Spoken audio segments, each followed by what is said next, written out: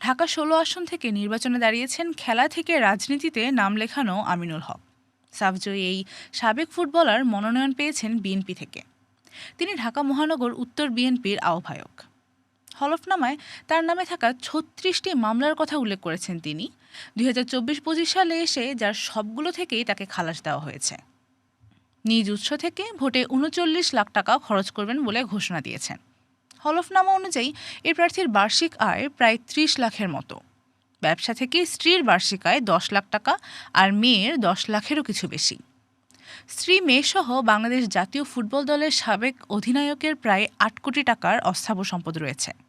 প্রায় ২ কোটি টাকার স্থাবর সম্পত্তিও আছে তার।